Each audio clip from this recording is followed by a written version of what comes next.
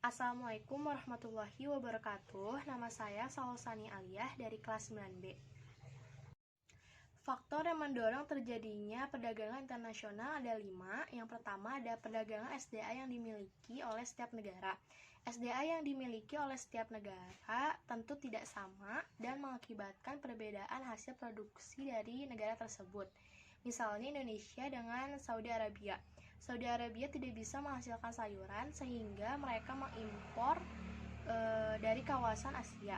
Keunggulan absolut adalah kemampuan suatu negara untuk memproduksi barang atau jasa yang tidak dapat diproduksi oleh negara lain. Yang kedua, ada perbedaan tingkat kualitas sumber daya manusia. Suatu negara yang memiliki SDA manusia yang dilihat terutama dari segi kualitasnya, maka akan menghasilkan barang dan jasa dengan kualitas yang lebih baik. Ketiga, ada perbedaan ilmu pengetahuan dan teknologi. Negara yang menguasai ilmu pengetahuan dan teknologi memiliki banyak sekali keuntungan.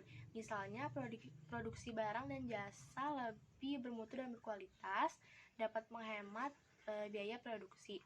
Keunggulan negara yang dapat memproduksi barang lebih murah disebut comparative advantage. Yang keempat, ada perbedaan budaya suatu bangsa. Perbedaan budaya suatu bangsa atau negara akan sangat mempengaruhi suatu barang yang dihasilkan. Misalnya, batik dari Indonesia memiliki daya tarik tersendiri. Yang terakhir atau yang kelima, ada perbedaan harga barang, perbedaan upah, dan perbedaan selera.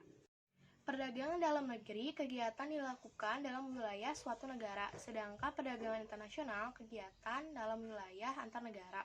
Perdagangan dalam negeri, pembeli dan penjual cenderung bertemu atau berinteraksi secara langsung, sedangkan perdagangan internasional, penjual dan pembeli tidak berinteraksi secara langsung. Perdagangan dalam negeri, mata uang yang digunakan sama, sedangkan perdagangan internasional, mata uang yang digunakan berbeda sehingga menggunakan devisa. Perdagangan dalam negeri tidak dikenakan bea masuk, hanya restribusi. Sedangkan perdagangan internasional dikenakan pajak atau bea masuk.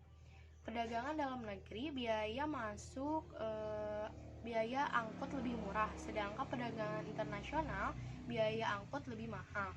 Perdagangan dalam negeri kualitas barang bervariasi, sedangkan perdagangan internasional kualitas barang harus sesuai dengan standar internasional.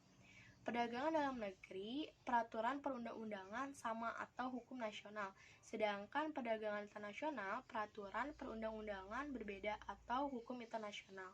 Mungkin cukup sekian presentasi yang bisa saya sampaikan. Mohon maaf bila ada kesalahan kata maupun sikap. Wassalamualaikum warahmatullahi wabarakatuh.